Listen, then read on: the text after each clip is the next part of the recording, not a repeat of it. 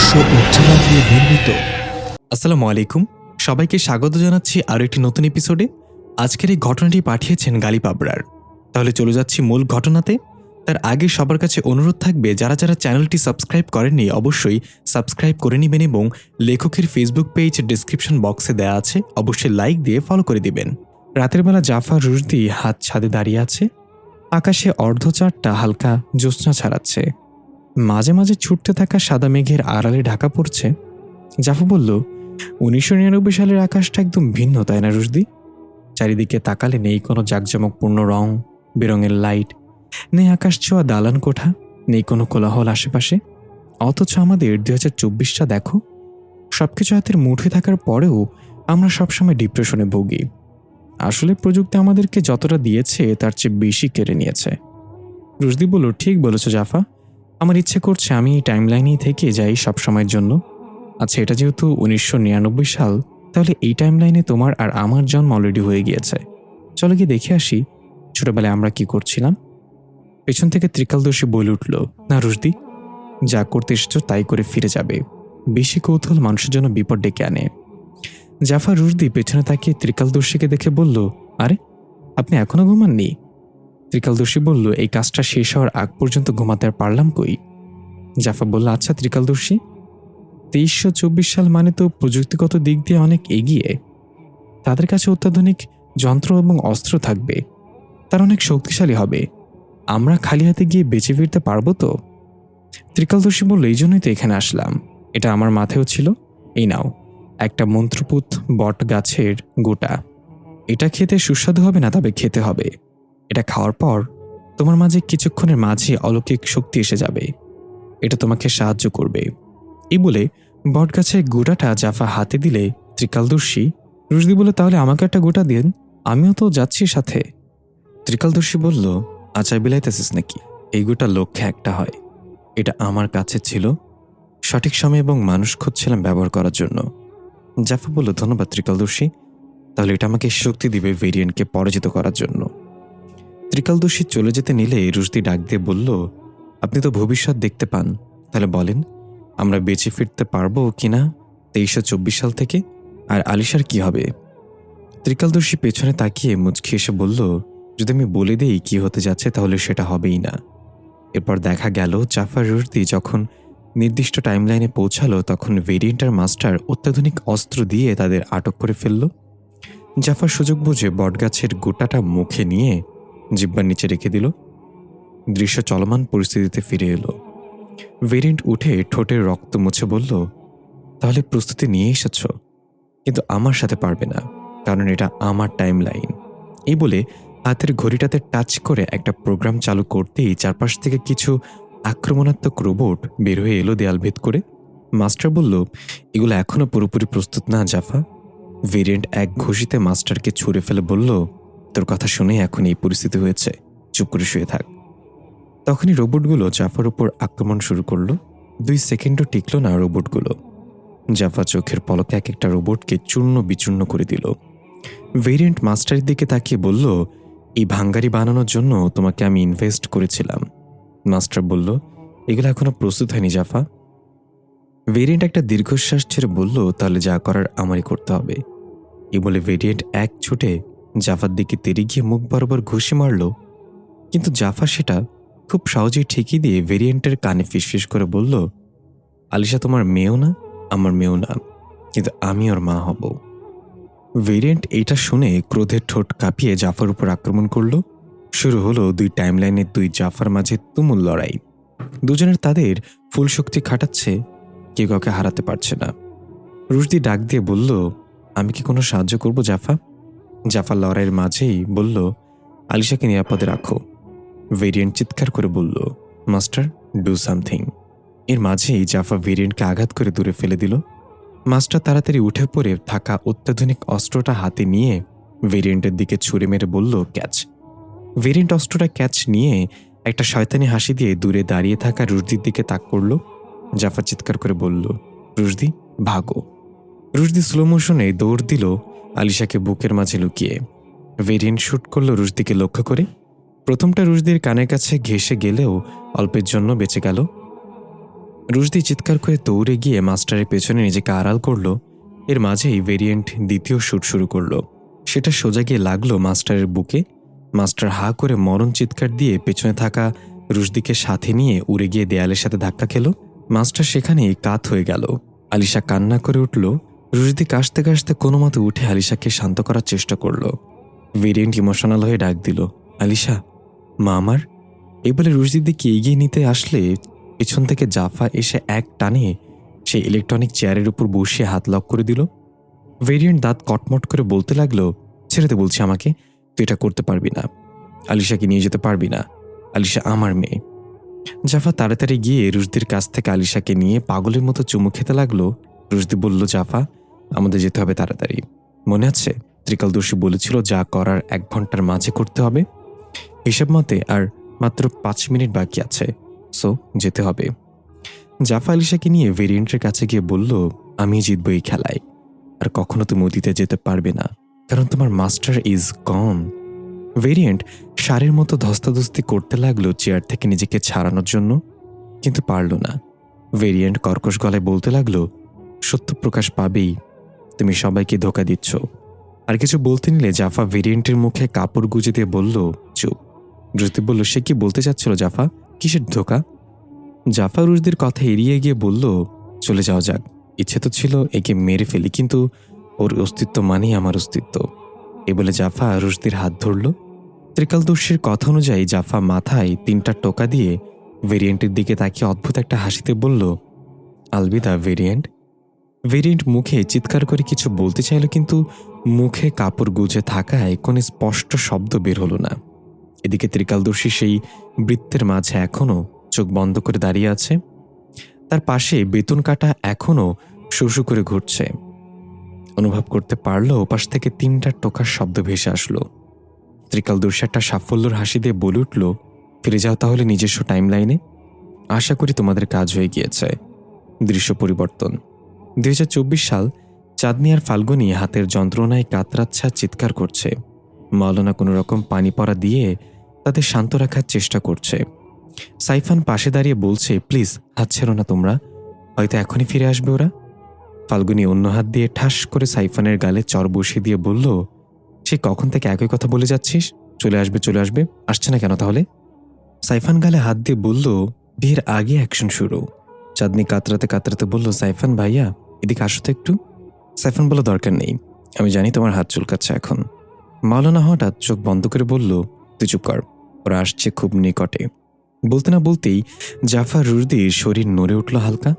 ধাপ করে আলিশা এসে সাইফানের কোলে পড়লে কান্না করতে করতে। জাফর রুশদির শরীরে আত্মা ফিরে এলো। দুজন হাঁপাতে লাগলো। চাঁদনি আর ফাল্গুনি অবশেষে হাত ছেড়ে দিয়ে জোরে জোরে নিঃশ্বাস নিতে লাগলো।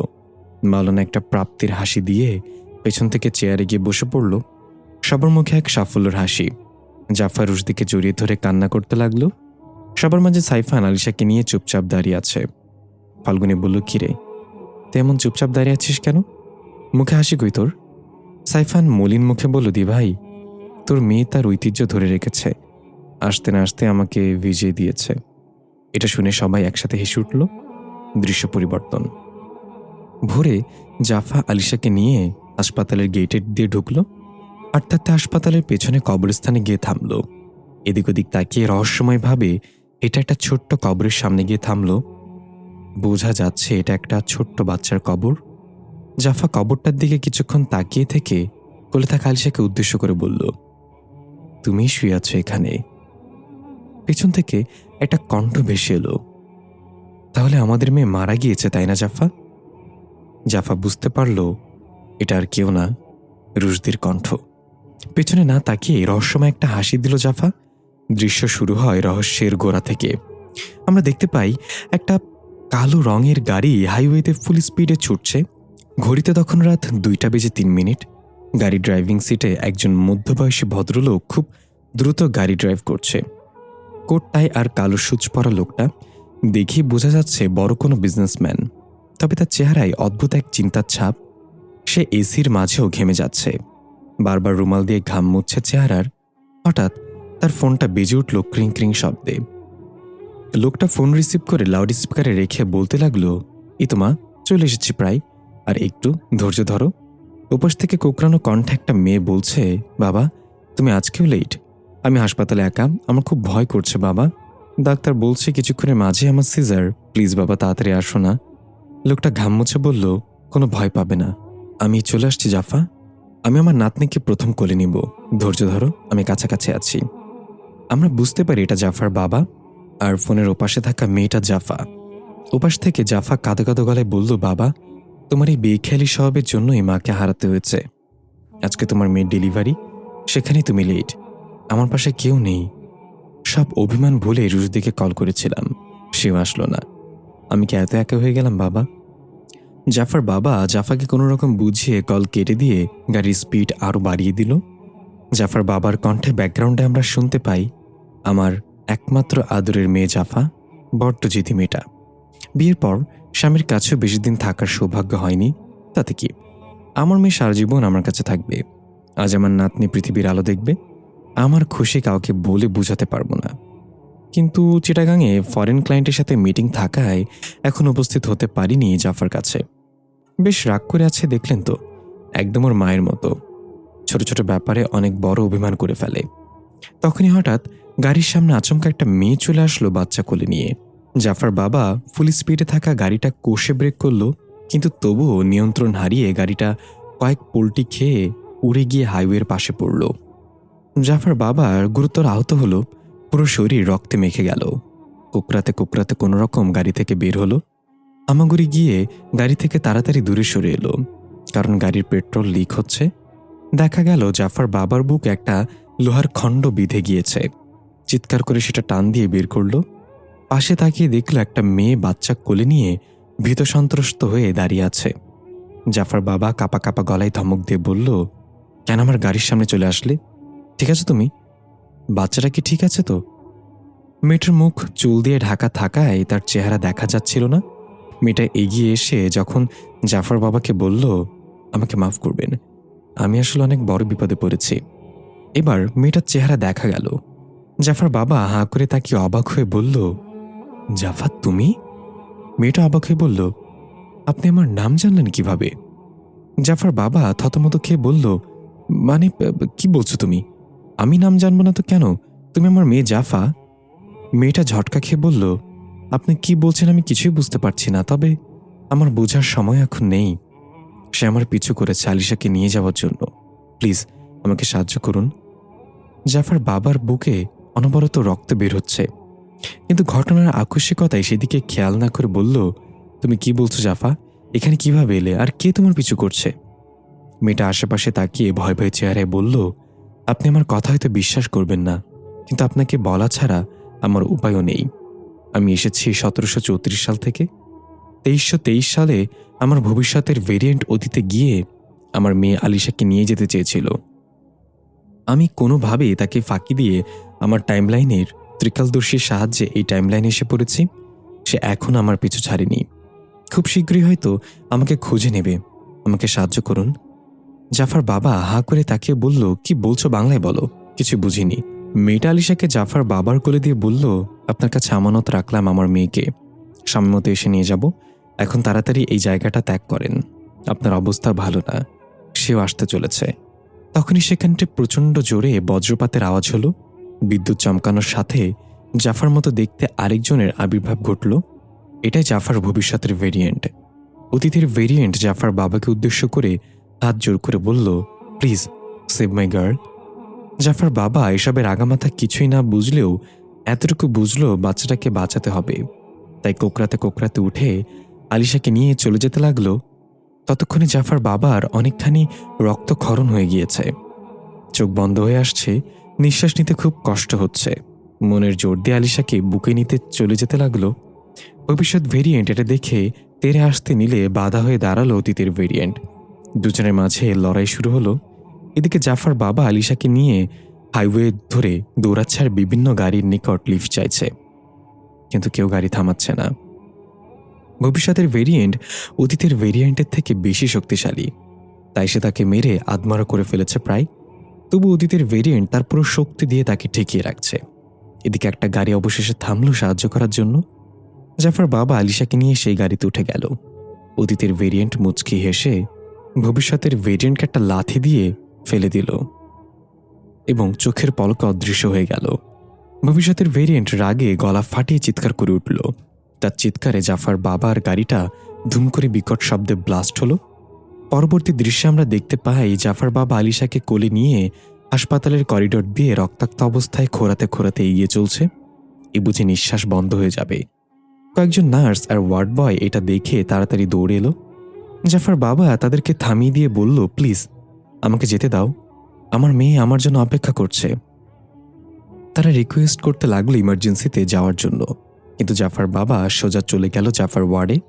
জাফা মন খারাপ করে বেডে শুয়েছিল পেশেন্ট পোশাক পরে। জাফার হাতে ক্যানোলা লাগানো, গর্ভবতী হওয়ার পেট অনেক বড়। হঠাৎ দরজা খুলে জাফার বাবা প্রবেশ করে জাফাকে ডাক দিল, জাফা, মা আমার। জাফা চমকে গিয়ে বাবার অবস্থা দেখে কান্না করতে করতে উঠে বসতে চাইল। বাবা, কি হয়েছে তোমার? এই অবস্থা কি করে হলো বাবা? তোমার শরীরে রক্ত কেন? জাফার বাবা কোনো মতে এসে আলিশাকে জাফার বেডে শুইয়ে দিয়ে জোরে জোরে নিঃশ্বাস নিতে লাগলো। জাফা এই ফুটফুটে বাচ্চাকে দেখে অবাক এবং ক্রন্দনরত চেহারায় বলল, এটা কার বাচ্চা? কি হয়েছে তোমার? এ বাচ্চা এলো কোথা থেকে?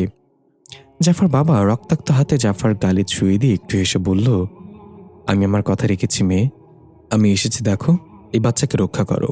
ওর পেছনে সে পড়েছে, ওর মাকে ও নিতে আসবে সময় হলে, তাকে ফিরিয়ে দিও, ও তার বাচ্চা। জাফা কাঁদতে কাঁদতে বাবার হাত চেপে ধরে বলল, মানে কি বলছো তুমি?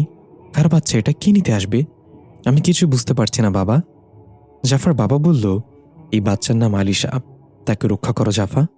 এটুকু বলে জাফার বাবা জ্ঞান হারিয়ে ফ্লোরে পড়ে গেল। জাফা চিৎকার করে কান্না করতে লাগলো বাবা বলে। নার্স আর ওয়ার্ড বয় মিলে জাফার বাবাকে স্ট্রেচারে করে তাড়াতাড়ি নিয়ে গেল।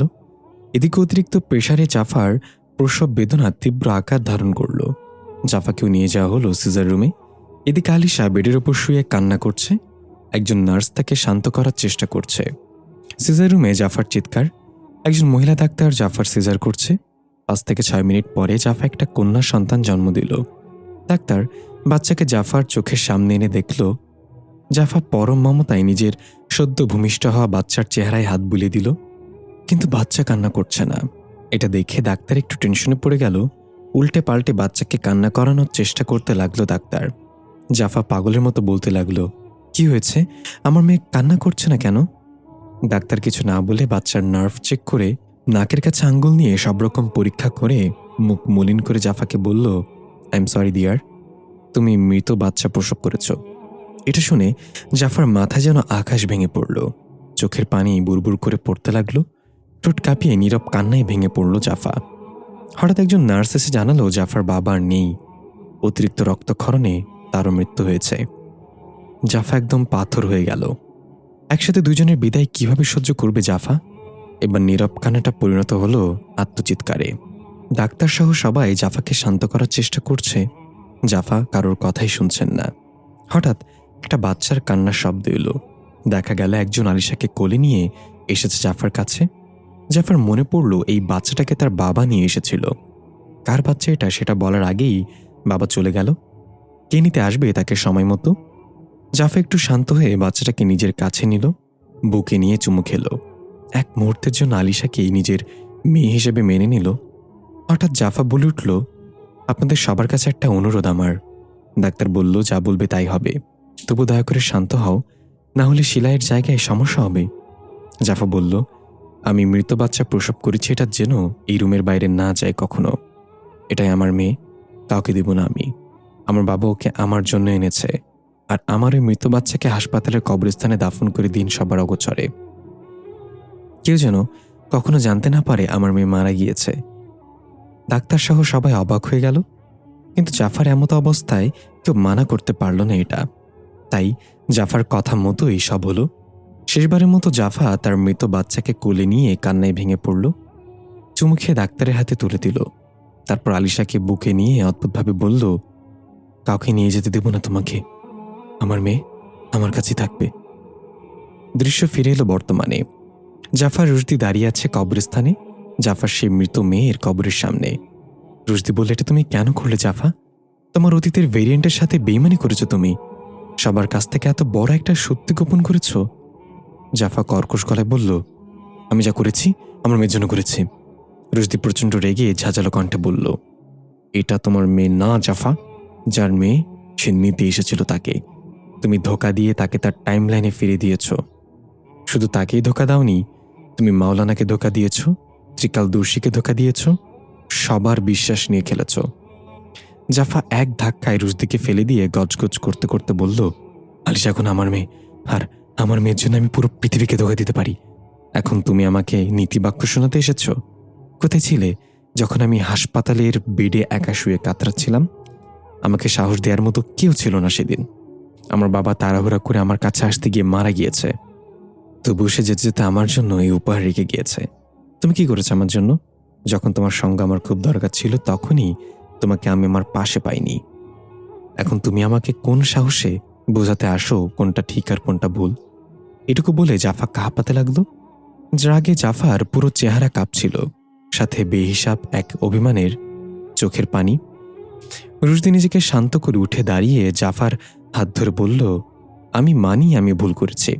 প্রয়োজনের সময় আমি তোমার পাশে ছিলাম না, কিন্তু তাই বলে তোমার ভুলটাকে আমি সাপোর্ট করতে পারি না জাফা। জাফা তাচ্ছিলর হাসিতে বলল, বোবা শিখায় আমাকে কিভাবে কথা বলতে হবে, আর বয়ের অভিযোগ আমি নাকি ভুল বলছি। এই বলে জাফা রুশদির হাত ছিটকা মেরে ছেড়ে দিয়ে আলিশাকে নিয়ে হনহন করে হেঁটে চলে গেল।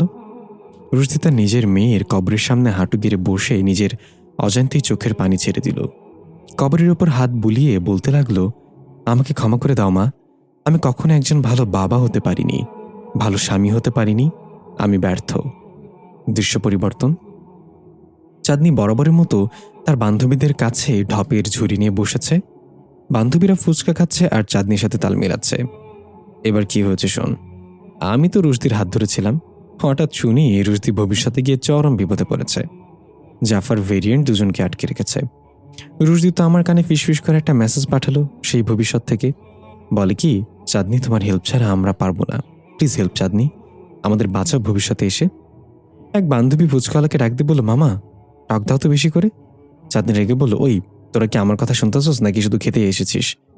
বান্ধবী বলল, শুনতেছি তো, তুই চালিয়ে যা, আর কোথায় অবাক হতে হবে কোথায় হাসতে হবে একটু বলে দিস। চাঁদনি আবার বলা শুরু করলো, তারপর কি হলো শোন। আমি তো মাওলানার কাছে অনুরোধ করলাম আমাকে যেন ভবিষ্যতে পাঠানো হয়। মাওলানা তো প্রথমে রাজি হচ্ছিল না, পরে যখন দেখলো আমার সাহায্য ছাড়া ওরা ফিরে আসতেই পারবে না, তখন আমাকে ভবিষ্যতে পাঠালো ওদের বাঁচাতে। আমি ভবিষ্যতে চলে গেলাম, বুঝতেই তো সব দায়িত্ব আমার উপর ছিল। এই বলে চাঁদনি সবাইকে বলল, আমার ভবিষ্যতে যাওয়ার কথা শুনে তোদের অবাক হওয়ার কথা ছিল বাল। চাঁদনির কথা শুনে সবাই একসাথে হা হা করে অবাক হলো। চাঁদনি বলল, এবার ঠিক আছে, তারপর শুন। আমি তো ভবিষ্যতে গিয়ে রুশদি আর জাফাকে বাঁচিয়ে নিলাম। ভবিষ্যতের ভেরিয়েন্ট আমাকে দেখে কাঁপাকাঁপি শুরু করে দিল।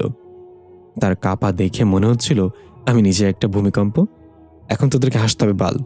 সব একসাথে হেসে উঠল। চাঁদনি বলল, হয়েছে, এতটাও হাসি ছিল না এটা। তারপর শোন, আমি তো ভবিষ্যতের ভেরিয়েন্টকে মেরেই ফেলতে চেয়েছিলাম, পরে আমার কাছে মাপটাপ চাইলো, জাফা বলল ছেড়ে দিতে। তারপর আর কি, ছেড়ে দিলাম আর ফিরে এলাম। এক বান্ধবী বলল, আচ্ছা দোস্ত, তুই তো বলেছিলি মাওলানা শুধু অতীতে পাঠাতে পারে, ভবিষ্যতে যাওয়ার জন্য ত্রিকালদর্শীকে দরকার, তাহলে মাওলানা তোকে ভবিষ্যতে কিভাবে পাঠালো? চাঁদনি থতমত খেয়ে তুতলানো কণ্ঠে বলল, না মানে দুর্বল, তোদের ফুচকা খাওয়া শেষ হয়েছে, চল যেতে হবে, এখন আমার অনেক কাজ আছে। সবাই এবার একসাথে হেসে উঠে বলল, দোস্ত তোর ঢপ দিয়ে 36টা কর্ণফুলীর টানেল বানানো যাবে জানিস। চাঁদনি রেগে টেগে উঠে বলল, আজকে বিল দেওয়ার আগেই তোর আমাকে অপমান করেছিস, তাই বিল তোরাই দিবি, আই হ্যাভ টু গো। এই বলে চাঁদনি উঠে চলে গেল হনহনিয়ে। বান্ধবীরা হাজার ডাকলেও আর শুনল না। দৃশ্য পরিবর্তন। সাইফানের ফাল্গুনি ছাদের কার্নিশে পাশাপাশি বসে গল্প করছে। ফাল্গুনি বলল, কি রে ছোট, বিয়ে করে আমাকে খাওয়াবে কি? কাজকাম তো কিছুই করস না। সাইফান বলল, তুমি এটা নিয়ে চিন্তা করো না, দরকার পড়লে ঘরের ইট খুলে বিক্রি করে দিব তোমাকে খাওয়ানোর জন্য। ফাল্গুনি হাসতে হাসতে বলল, তো যখন ইট ফুরে যাবে? সাইফান বলল, তো তোমাকে বিক্রি করে দিব চিড়িয়াখানার কর্তৃপক্ষের কাছে। ফাল্গুনি সাইফানের হাতে থাপ্পড় মেরে বলল, সর হারামজাদা। পেছন থেকে হঠাৎ জাফার কণ্ঠ, কতদিন ধরে চলছে এসব? ফাল্গুনি আর সাইফান দুজনে চমকে গিয়ে তাড়াতাড়ি কার্নিশ থেকে নেমে কাঁচামাচা হয়ে দাঁড়িয়ে বলল, কোন সব দি ভাই? জাফা এসে সাইফানের গালে ঠাস করে একটা থাপ্পড় বসিয়ে বলল, আমি তোর চেয়ে বয়সে বড়, তুই কি ভাবছস আমি কিছু বুঝি না? ফাল্গুনি আমতামতা করে বলল, জাফা তুই যেটা ভাবছিস তা না। জাফা ধমক দিয়ে ফাল্গুনিকে থামিয়ে দিয়ে বলল, তুই কোনো কথা বলবি না কাঁঠাল, তুই কিভাবে আমার ছোট ভাইয়ের সাথে? সাইফান বলল, দি ভাই, তাকে কিছু বলিস না। শোন, ভালোবাসায় ছোট বড় কোনো বিষয় না। ফাল্গুনি বলল, না রে, ছোট বড়ই সব থেকে বড় বিষয়। সাইফান বলল, আরে ঘুচু, আমি বয়সের কথা বলছি। কোন কথা কোথায় নিয়ে যাও? জাফা এবার ফিক করে হেসে দিয়ে বলল, তোর আমাকে না জানিয়ে রিলেশনে কিভাবে গেলি? সাইফান না হয় আমাকে জানাতে পারিনি, কিন্তু কাঁঠাল, তুই তো আমাকে বন্ধু হিসেবে সবার আগে জানানোর কথা ছিল। সাইফান আর ফাল্গুনি একে অপরের দিকে অবাক চোখে তাকিয়ে বলল, তার মানে তুই মেনে নিয়েছিস? জাফা বলল, তো কি করব? শোন, নিজের লাইফে আমি নিজেই ভিলেন, তাই বলে ছোট ভাই আর আমার বেস্ট ফ্রেন্ডের লাইফে ভিলেন হব নাকি? সাইফান আর ফাল্গুনি দুজনেই খুশি হয়ে জাফাকে জড়িয়ে ধরল। জাফা বলল, চল এখন নিচে চল, খাবার রেডি। ফাল্গুনি বলল, আচ্ছা জাফা, নিজের লাইফে নিজেই ভিলেন মানে এটা বুঝতে পারিনি। জাফা একটু অদ্ভুত হাসি দিয়ে বলল, সবকিছু বুঝতে হয় না কাঁঠাল। দেখা গেল রুশদি খাবার টেবিলে মন খারাপ করে বসে আছে। এর মাঝেই জাফা, সাইফান এবং ফাল্গুনি চলে আসলো। সবাই যে যার চেয়ারে বসে পড়ল। জাফা আর চোখে রুশদির দিকে তাকালো একবার। রুশদি এক মনে কিছু একটা ভাবছে। জাফা সবার প্লেটে খাবার পরিবেশন করলো। রুশদির প্লেটে খাবার দিয়ে জাফা বলল, কি হলো, খাচ্ছ না কেন? রুশদি ফুঁসে ফিরল। থতমত খেয়ে চিন্তা ভেঙে বলল, হ্যাঁ খাচ্ছি। রুশদি জাফার দিকে একবারও তাকালো না। চামচ দিয়ে খাবার নাড়াচাড়া করছে। জাফা নিজে না খেয়ে এক দৃষ্টিতে রুশদির দিকে তাকিয়ে আছে। এদিকে সাইফান আর ফাল্গুনি এসব লক্ষ্য না করে আস্তে আস্তে খেয়ে যাচ্ছে নিজেদের মতো করে। রুশদি চামচে খাবার নিয়ে ধীরে ধীরে মুখে নিল। জাফার মুখে রহস্যময় এক পৈশাচিক হাসি ফুটে উঠল। সাইফান এবং ফাল্গুনি খাবার টেবিলে মাথা দিয়ে অজ্ঞান হয়ে পড়ে আছে। দেখা গেল জাফা রুশদির নিথর দেহ টানতে টানতে নিয়ে যাচ্ছে একটা রুমের দিকে। জাফার চেহারায় এখন আর সেই মায়াবী ভাবটা নেই। দেখে মনে হচ্ছে কোনো হিংস্র ক্ষুধার্ত হায়না তার শিকার পেয়ে গিয়েছে। রুশদিকে নিয়ে চেয়ারের সাথে বেঁধে ফেলল। এরপর এসে সাইফান আর ফাল্গুনিকে অন্য একটা রুমে রেখে বাইরে থেকে লক করে দিল। তারপর কিচেনে গিয়ে সবজি কাটার ছুরিটা কোমরে গুজে ঢেকে নিল। এরপর নিজের রুমে এসে ঘুমন্ত আলিশাকে কোলে নিয়ে চলে গেল রুশদির কাছে। রুশদি এখন অজ্ঞান, মাথা কাত করে চেয়ারে বসে আছে বাঁধা অবস্থায়। হঠাৎ এক জোক পানি এসে পড়ল রুশদির মুখে। রুশদি কোনো রকমে হুঁশে আসলো। ঝাপসা চোখে জাফাকে দাঁড়িয়ে থাকতে দেখল আলিশাকে কোলে নিয়ে। বুঝতে পারল হাত পা চেয়ারের সাথে বেঁধে রাখা হয়েছে। জোর খাটাতে লাগলো নিজেকে ছাড়ানোর জন্য, কিন্তু পারল না। রুশদি কর্কশ গলায় বলল, কি হচ্ছে এসব জাফা? খাবারের সাথে কি মিশিয়েছিলে? আর আমাকে বেঁধে রেখেছ কেন? পাগল হয়ে গেছ? জাফা আস্তে আস্তে রুশদির কাছে এসে একটু ঝুঁকে রুশদির চোখে চোখ রেখে বলল, বলেছিলাম তোমাকে আমার মেয়ের জন্য আমি পুরো পৃথিবীর বিরুদ্ধে দাঁড়াতে পারি। তবু তুমি মাওলানার কাছে গিয়েছিলে কবরস্থান থেকে। তুমি কি ভেবেছ তোমার আলিশাকে আমার কাছ থেকে আবার অতীতে পাঠিয়ে দিবে? রুশদি চোখ রাঙিয়ে বলল, আমার এক ভুলে তুমি আমার কাছ থেকে হারিয়ে গিয়েছিলে, আবার কোনো ভুলে তোমাকে হারাতে চাই না। শোনো জাফা, সময়কে সময়ের নিয়মে চলতে দিতে হয়। সময়ের চলার পথে বাধা বা কোনো পরিবর্তন করতে নেই। এই চক্র ভেঙেছিল তোমার ভবিষ্যতের ভেরিয়েন্ট, সে নিশ্চয়ই তার শাস্তি পাবে। তবে তার মতো তুমি ভুল করো না, তাহলে তুমিও বাঁচবে না। আলিশাকে ফিরিয়ে দিতে হবে। জাফা রুশদির মুখ চেপে ধরে বলল, সাইলেন্ট, আমার সময়কে আমি পরিচালনা করব। এখন সবকিছু সমাধান হয়েছে। তবুও তুমি কেন মাওলানার কাছে গিয়েছিলে বলো? আমার কি চাইলে এই শান্তিতে থাকতে পারি না আলিশাকে নিয়ে? কেন শুধু শুধু এসব করছো? রুশদি বলল, মাকে ছাড়া ঘরে রাখা জিনিসই খুঁজে পাওয়া যায় না, আর তুমি শান্তি খুঁজছো মাকে ছাড়া। এই বাচ্চাকে তার মায়ের কোলে ফিরিয়ে দিলেই আমরা সুখী হব জাফা। এবার জাফা কোমরে গুজে রাখা ছুরিটা রেগে রুশদির বুকে বিঁধে দিয়ে বলল, শুধরাবে না তুমি? জানো আমার ভবিষ্যতের ভেরিয়েন্টদের স্বামীদের তারা নিজেরাই মেরে ফেলেছে ভিন্ন ভিন্ন কারণে। ভেবেছিলাম আমার স্বামী হয়তো আমার হাতে মারা যাবে না, কিন্তু দেখো তুমি জেদ ধরে বসে আছো মরার জন্য। রুশদি ব্যথায় কাতরাতে কাতরাতে চিৎকার করতে লাগলো, জাফা এটা কি করলে? তুমি আমাকে মেরে ফেলবে মানে?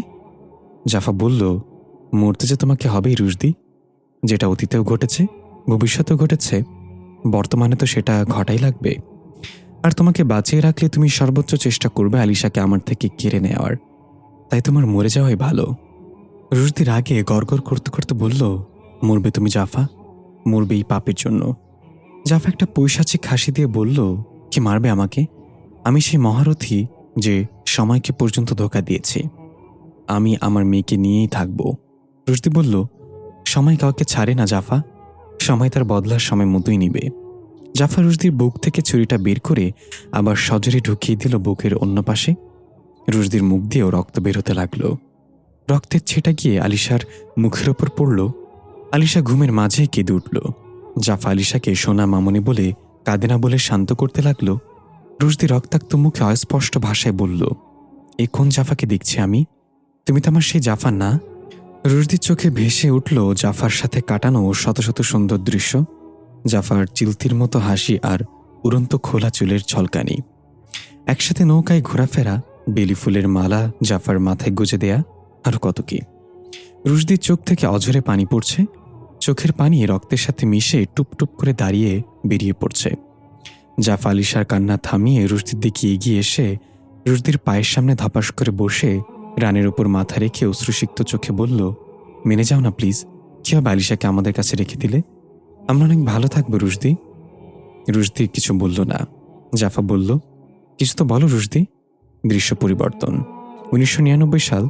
ত্রিকালদর্শী নিজের কাজ শেষ করে রাতে ঘুমানোর জন্য প্রস্তুতি নিচ্ছিল। তখনই দরজায় নক পড়ল। ত্রিকালদর্শী বালিশ ঠিক করতে করতে বলল, কিছু বলবি ইব্রাহিম? ইব্রাহিম রুমে এসে বলল, একটা কথা বলতে তো ভুলে গেছি তোমাকে। ত্রিকালদর্শী বলল, তাহলে মনে হলে বলিস। ইব্রাহিম বলল, এখন মনে আছে তো। ওই চিকন আর তার বউ চলে যাওয়ার পর থেকে মনে হয় এই ঘরে আমরা দুজন ছাড়া অন্য কারোর উপস্থিতি আছে। কেমন যেন সবসময় ভারী হয়ে থাকে বাসাটা। তোমার কি কিছু অনুভব হয় না ত্রিকাল? ত্রিকালদর্শী একটু হেসে বলল, মনে হবে কি, এখন তো সে তোর পেছনে আছে। ইব্রাহিম ভয় পেয়ে ও মাই গড বলে পেছনে তাকিয়ে দেখল জাফার মতো দেখতে কেউ একজন দাঁড়িয়ে আছে। ইব্রাহিম হাত নাড়িয়ে বুকে থুতু দিয়ে বলল, উফ, কি ভয় পেয়েছি। এই পচা মেয়ে এভাবে কারো রুমে প্রবেশ করে নাকি কেউ? ত্রিকালদর্শী বলল, ইব্রাহিম তুই এখন যা, দেখি অতীত থেকে কি পয়গাম নিয়ে এসেছে সে। ইব্রাহিম মুখে হাত দিয়ে খুশি হয়ে বলল, ও মাই গড, সে অতীত থেকে এসেছে? এই বলো না, আমি অতীতে কেমন ছিলাম, কি করতাম? ত্রিকালদর্শী বলল, তুই অতীতে নর্তকী ছিলি, রাজা মহারাজাদের দরবারে নাচতি। হয়েছে এবার, তুই যা এবার। ইব্রাহিম পা ঝাঁকি মেরে বলল, উফ ত্রিকাল, তুমি এত রুট কেন? দূর, ভাল লাগে না। এই বলে ইব্রাহিম চলে গেল।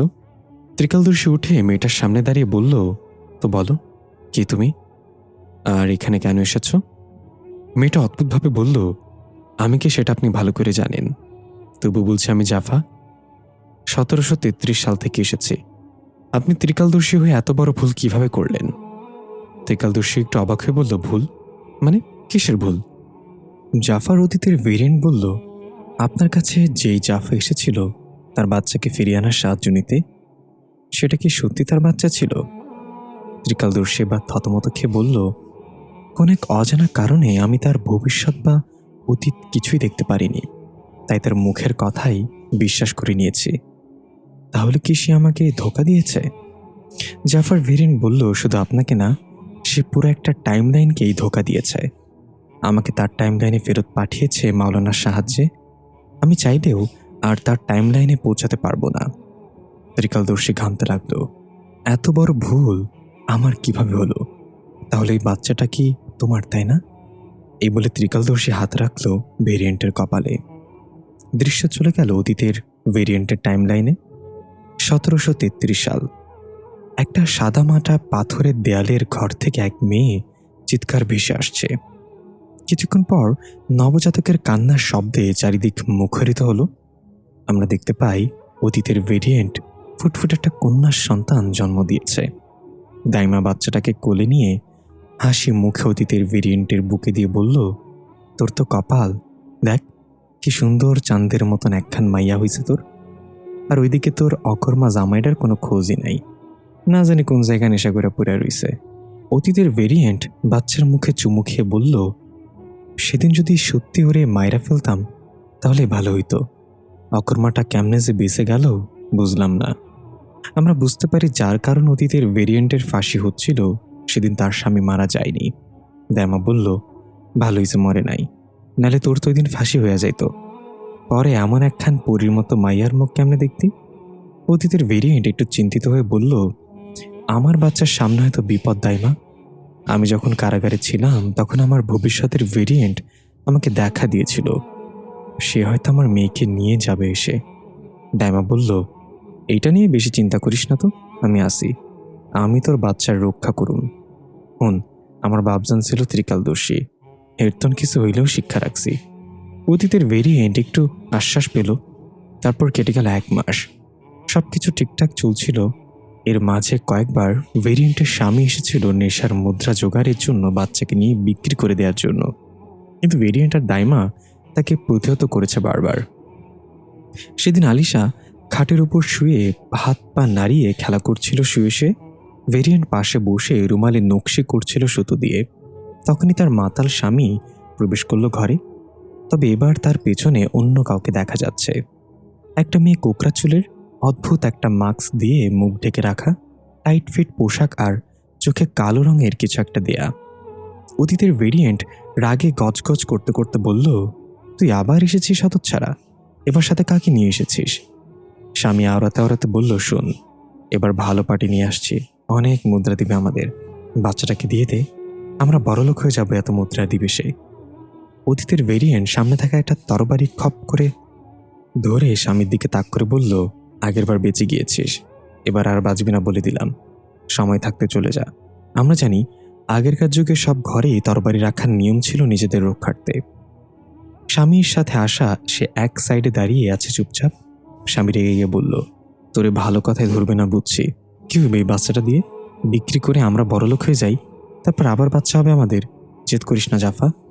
অতীতের ভেরিয়েন্ট তরবারি আরও শক্ত করে ধরে বলল, আর একবার শুধু বলবো, চলে যায় এখান থেকে, তোরই পার্টি নিয়ে, না হলে দুজনকে মেরে ফেলবো। এটা শুনে তার স্বামী আরও রেগে গিয়ে অতীতের ভেরিয়েন্টের ওপর আক্রমণ করল। নেশাগ্রস্ত থাকায় অসাবধানতা বশত সোজা উল্টে গিয়ে তরবারির ওপর পড়ল। তরবারি পেটের এপাশ দিয়ে ঢুকে ওপাশ দিয়ে বের হয়ে গেল। তার স্বামী সেখানেই দাপাতে দাপাতে শেষ নিঃশ্বাস ত্যাগ করল। অতীতের ভেরিয়েন্টের মুখে হাত দিয়ে চিৎকার করে পিছিয়ে গেল। চিৎকার শুনে দাইমা দৌড়ে এলো। এসে স্বামীর মৃতদেহ দেখে বলল, এটা কি করেছিস তুই? অতীতের ভেরিয়েন্ট কান্না করতে করতে বলল, আমি কিছু করিনি দাইমা, সে নিজেই আমাকে মারতে আসছিল, তারপর কিভাবে কি হলো কিছুই বুঝতে পারলাম না। তখন একপাশে দাঁড়িয়ে মজা নিতে থাকা মাস্ক পরা সেই মেয়েটি উঠে বলল, হ্যাঁ, সে সত্যি বলছে, তার কোনো দোষ নেই, এই লোকটা নিজে গিয়ে তরবারির ওপর পড়েছে। দাইমা অবাক হয়ে বলল, এটা কে? অতীতের ভেরিয়েন্ট বলল, তাকেই নিয়ে এসেছিল বাচ্চা বিক্রি করবে বলে, আপনি দয়া করে চলে যান এখান থেকে, আমরা বাচ্চা বিক্রি করব না। এবার সে নিজের মুখের মাস্কটা টান দিয়ে খুলে ফেলল। অতীতের ভেরিয়েন্টের দাইমা হাঁ করে তাকিয়ে আছে। আরে, এ তো একদম আমার মতো দেখতে, তার মানে তুমি ভবিষ্যৎ থেকে এসেছ? সে একটা হাসি দিয়ে বলল, ঠিক ধরেছ, তুমি বিক্রি করলেও নিয়ে যাব এই বাচ্চাকে, না করলেও নিয়ে যাব, ঠিকই রাখতে পারবে না। অতীতের ভেরিয়েন্ট দৌড়ে গিয়ে আলিশাকে কোলে নিয়ে বুকের মাঝে লুকিয়ে বলল, পারলে এসে নিয়ে যাও, এর আগেও আমার সাথে তোমার দেখা হয়েছিল মনে আছে তো? ভবিষ্যতের ভেরিয়েন্ট অবাক হয়ে বলল, আগেও দেখা হয়েছে আমাদের? কই, না তো, আমি তো প্রথম আসলাম।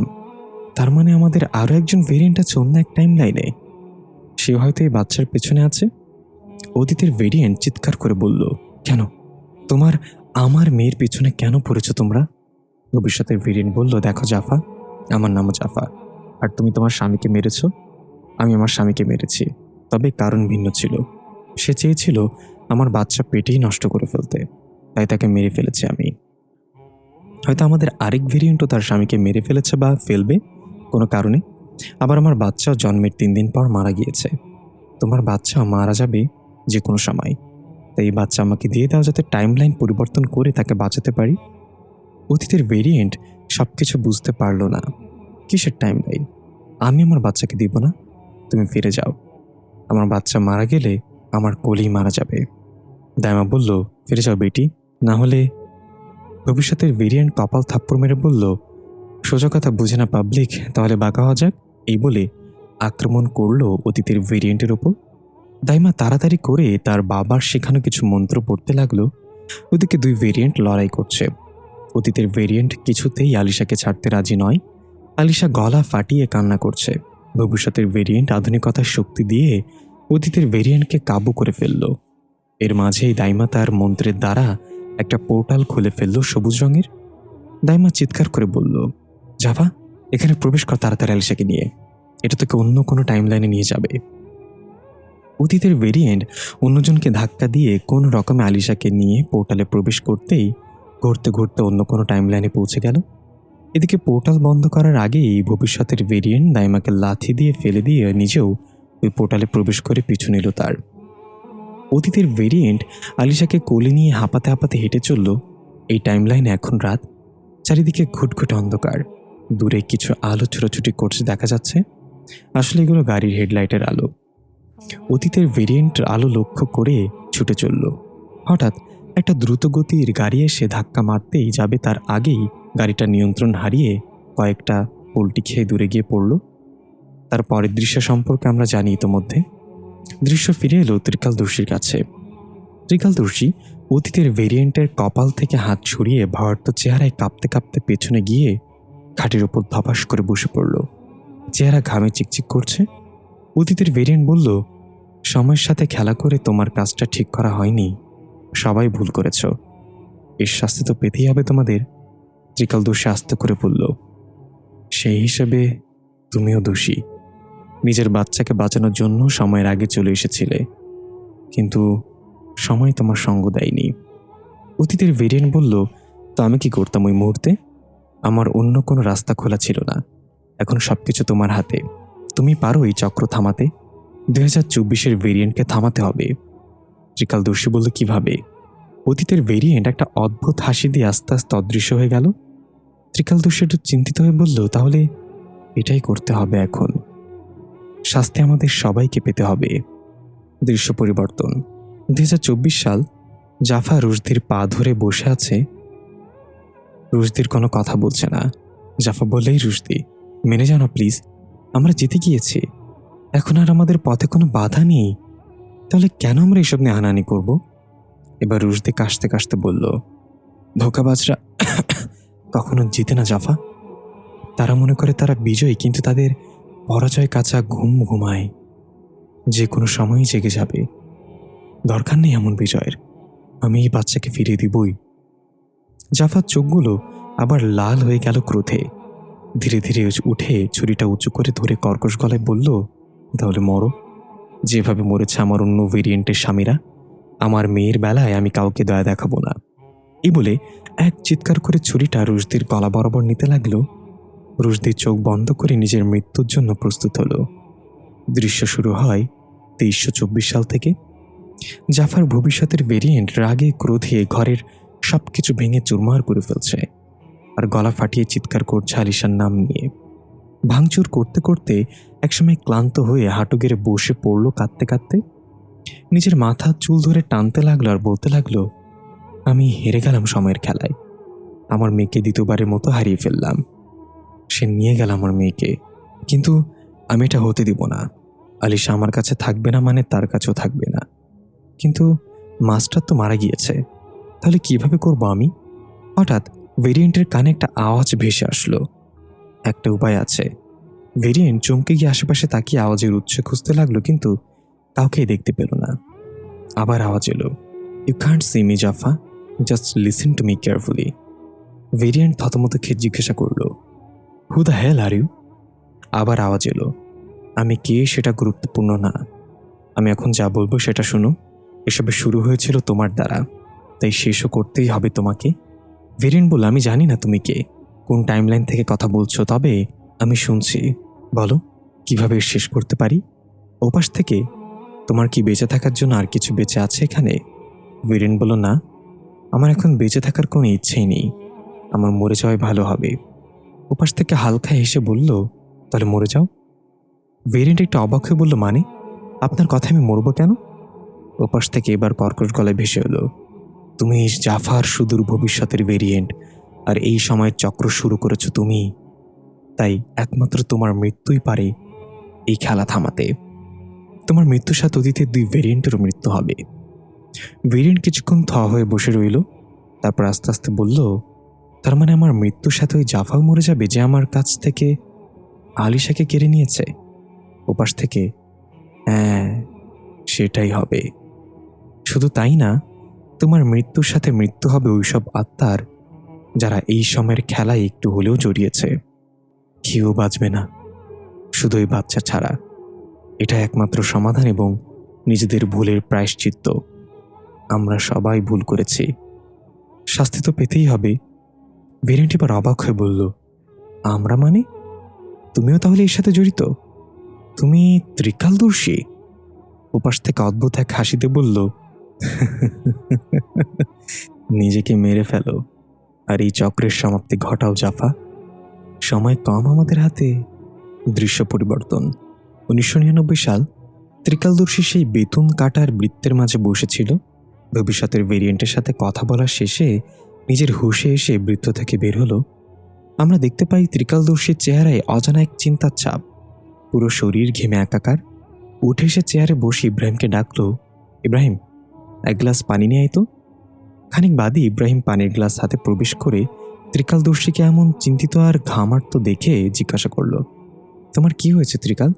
এমন দেখাচ্ছে কেন? আমাকে বলো। ত্রিকালদর্শী পানির গ্লাসটা নিয়ে পানি খেয়ে আস্তে করে বলল, আচ্ছা ইব্রাহিম, আমরা তো এই পৃথিবীতে আপন বলতে কেউ নেই।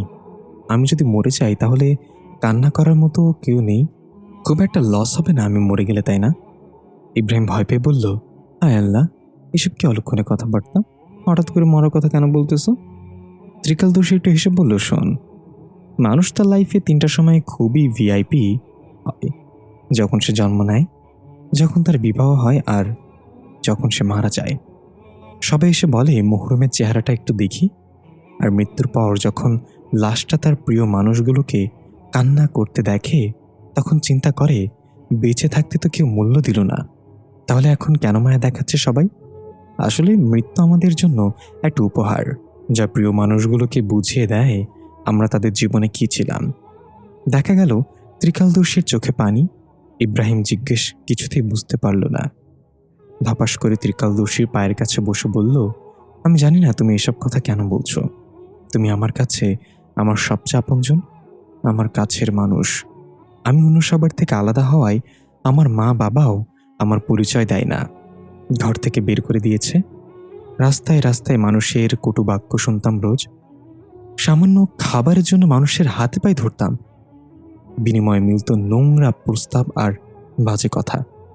মনে হতো কি জানো, একটা কুকুরের জীবন আমার চেয়ে অনেক ভালো। আমাকে তো সেই সৃষ্টিকর্তাই বানিয়েছে যে তোমাদেরকে বানিয়েছে, তাহলে আমাকে কেন সবার চেয়ে আলাদা করে দেখা হয় সমাজে?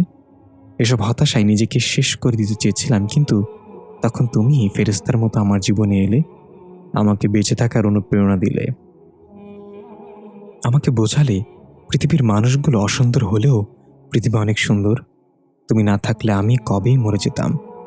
জানো ত্রিকালদর্শী, তোমার কিছু হয়ে গেলে আমি পাগল হয়ে যাব সত্যি সত্যি। এটুকু বলে ইব্রাহিম কান্না করে দিল।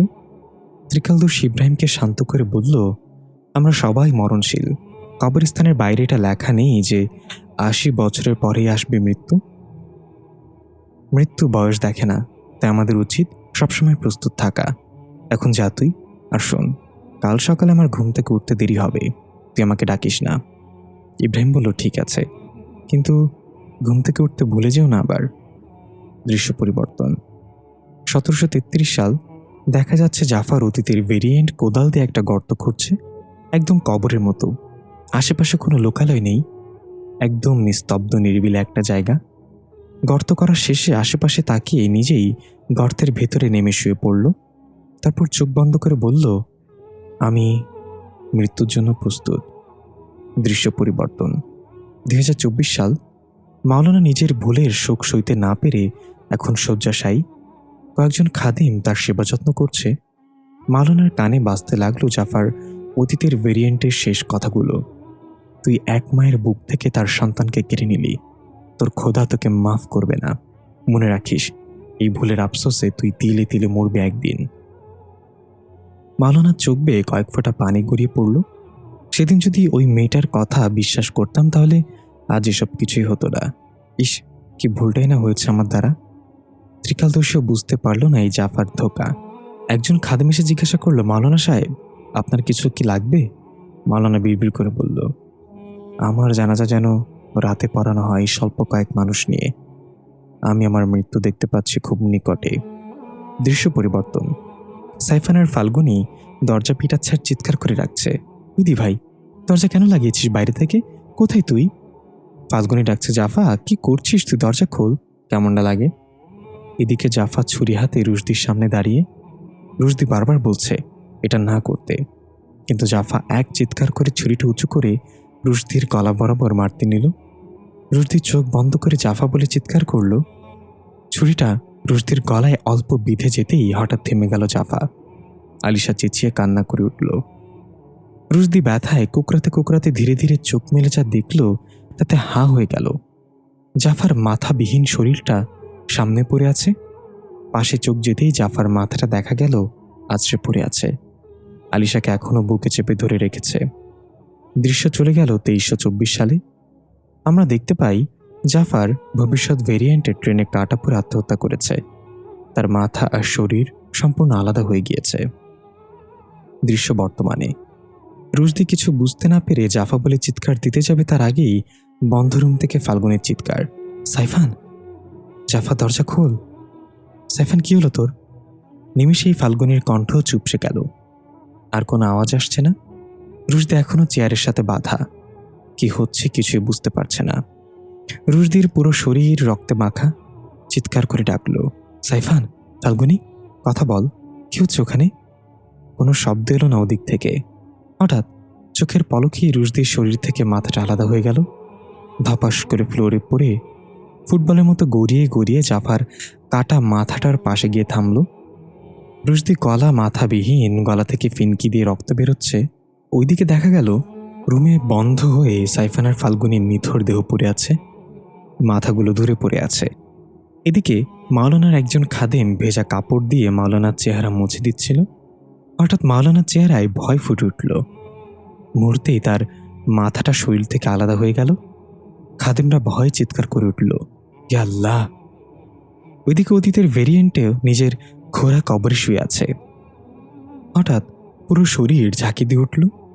সুন্দর করে হাসি দিয়ে বলল, স্বাগতম মৃত্যু তোমাকে।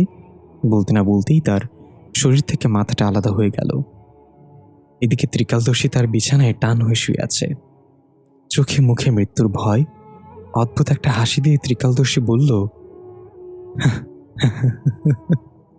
একটা ভুল কতগুলো জীবন নিয়ে নিল, এবার আমার পালা।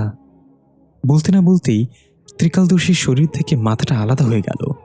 রক্তে পুরো বিছানা ভিজে গেল। নিথর দেহটা পড়ে রইল বিছানায়। ইব্রাহিম দাঁড়িয়ে ছিল দরজার কাছেই। অদ্ভুত শব্দ শুনে দরজা ঠেলে ভিতরে প্রবেশ করে ত্রিকালদর্শীর নিথর দেহ দেখে পাগলের মতো কাঁদতে কাঁদতে দৌড়ে এসে জড়িয়ে ধরল মাথাবিহীন শরীরটা। সবকিছু থমকে গেল। সময় যেন তার নিজের প্রতিশোধ পূর্ণ করল। আলিশার গলা ফাটানো চিৎকার করে কান্না। পাশে পড়ে আসে রুশদি আর জাফার রক্তাক্ত দেহ। অন্য পাশে সাইফান আর ফাল্গুনি। মাওলানা খাদেমের আহাজারি। ওইদিকে ইব্রাহিমের পাগলের মতো আচরণ।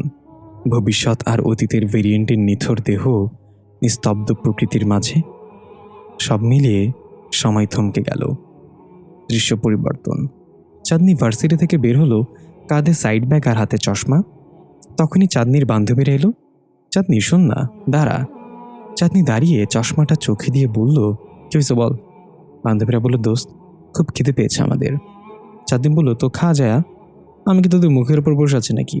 বান্ধবীরা বলল, আরে না না, আসলে খাওয়ার সময় তোর বীরত্বের গল্প না শুনলে তো আমাদের ভালো লাগে না, তাই বলছিলাম চল আজকে ঝাঁকানাকা রেস্টুরেন্টে যাই, বিরিয়ানি খাবো, তোর সাথে বীরত্বের গল্প, পুরোই জমে যাবে কাহিনী। সব একসাথে হ্যাঁ হ্যাঁ বলে সম্মতি দিল। চাঁদনি বিরক্ত হয়ে বলল, ছাগলের মতো ম্যামা করা বন্ধ কর, আর শোন, আমি তোদেরকে আর গল্প শোনাবো না, ভালো হয়ে গেছে এখন। বান্ধবীরা হা করে অবাক হয়ে বলল, তার মানে তুই ঢপ মারা ছেড়ে দিয়েছিস? চাঁদনি বলল, হ্যাঁ, বুঝতে পারলাম আমার ঢপে লাভ তাদেরই হয়। আচ্ছা, আমি এখন যাই, আমার খুব তাড়া আছে, যেতে হবে। বেরেক ওবামার সাথে আমার একটা মিটিং আছে আমেরিকার ফুচকার দোকানের দেয়ার ব্যাপারে। এই বলে চাঁদনি চলে গেল। বান্ধবীরা হাসতে হাসতে বলল, ঢপ মারবে না, তা আবার আমাদের চাঁদনি?